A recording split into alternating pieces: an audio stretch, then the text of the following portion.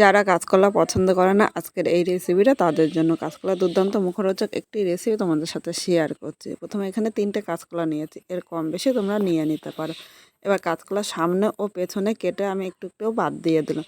এবার একটা পিলার নিয়েছি, পিলারের সাহায্যে এবার কাঁচকলার ছোকাগুলো হালকা কাটবো, কিন্তু খুব ডিপ করে কিন্তু ছোকাটা কাটবো না। এবার কাঁচকলাটা কেটে আমি জলের মধ্যে দিয়ে দিলাম, কারণ জলের মধ্যে থাকলে কাঁচকলার কষটা কিন্তু বেরিয়ে যাবে।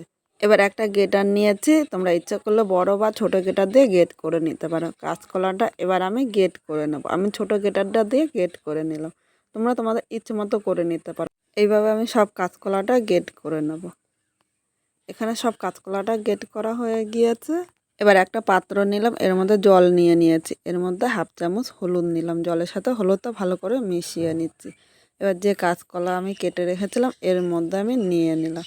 এভাবে হাত দিয়ে চটকে চটকে কাঁচকলাটা জলের সাথে ভালো করে মিশিয়ে নিচ্ছি, তাহলে কাঁচকলার যে কষটা থাকবে সেই কষটা কিন্তু এই জলের সাথে বেরিয়ে যাবে।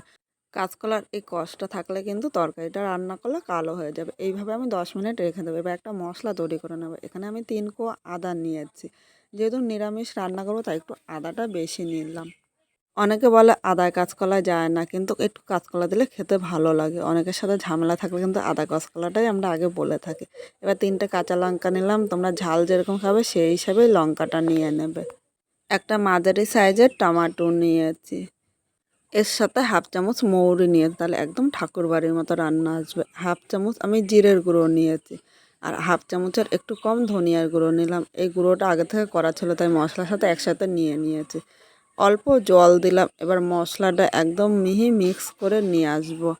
মশলাটা মিক্স করা হয়ে গিয়েছে, আর এদিকে দেখো কাঁচকলাটা এভাবে ধুয়ে আমি একটা পাত্রের মধ্যে নিয়ে নিলাম। এবার একটু মাঝখান দিয়ে ফাঁকা করে দেবো, তাহলে জলটা কিন্তু পুরো পরিষ্কার হয়ে নিচে পড়ে যাবে। আর দেখো কাঁচকলাটা কিন্তু একটুও কালো হয়নি। এদিকে একটা কড়াই বসিয়ে দিলাম, এর মধ্যে 2 চামচ সর্ষের তেল নিয়েছি। তেলটা প্রথমে গরম করে নেব। তেলটা গরম হয়ে গিয়েছে, এবার এর মধ্যে একটা শুকনো লঙ্কা ও একটা তেজপাতা দিয়ে দিলাম। এর সাথে আমি একটু গরম মশলা মানে এলাচ ও দারচিনি দিলাম, আর এলাচটা দেওয়ার আগে কিন্তু ফাটিয়ে দেবে, নাহলে ফেটে গায়ে আসতে পারে। হাফ চামচ আমি জিরে সম্বাদ দিলাম। 1 সেকেন্ড আমি ভেজে নেব। 1 সেকেন্ড ভাজা হয়ে গিয়েছে, এবার এখানে আমি আলু দিয়ে দিলাম। আলুগুলো ডুমো ডুমো করে আগে থেকে কেটে রেখেছিলাম। এরপর স্বাদ অনুযায়ী লবণ দিলাম। এখন আলুর সাথে লবণটা নেড়ে চেড়ে মিশিয়ে 2 থেকে 3 মিনিট ভেজে নেব। এর মধ্যে সামান্য একটু হলুদ দিয়ে দিলাম, তাহলে আলু ভাজারটা কালার সুন্দর হবে। হালকা লাল করে আলুটা ভেজে নিয়েছি। এবার এই জায়গায় দেখো কাঁচকলাগুলো আমি নিয়ে নিলাম, এর মধ্যে স্বাদ অনুযায়ী লবণ নিলাম। এখন এই কাঁচকলাটা আলুর সাথে নেড়ে চেড়ে মিশিয়ে নেব। মিডিয়াম টু লো আগুনে রান্না করব। 2 মিনিট এইভাবে নেড়ে চেড়ে নিয়েছি। এবার এই জায়গায় আমি একটু হলুদ দিয়ে দিলাম, কারণ হলুদটা পরে দিলে কাঁচকলাটা কিন্তু কালো হয়ে যাবে। এখন হলুদটা নেড়ে চেড়ে মিশিয়ে আরও 2 থেকে 3 মিনিট মিডিয়াম আগুনে কাঁচকলাটা আমি ভেজে নেব। এখানে কাঁচকলাটা ভাজা হয়ে গিয়েছে। যে মশলাটা আমি তৈরি করে রেখেছিলাম মশলাটা নিয়ে নিলাম। বাটির মধ্যে অল্প মশলা লেগেছিলো তাই বাটিটা ধুয়ে সামান্য জল নিয়ে নিলাম। এখন এই মশলাটা কাঁচকলা ও আলুর সাথে নেড়ে চেড়ে মিশিয়ে এখন মিডিয়াম আগুনে ভালো করে কষাতে হবে, নাহলে এই মশলার কিন্তু একটা কাঁচা গন্ধ থাকবে, তখন কিন্তু খেতে ভালো লাগবে না।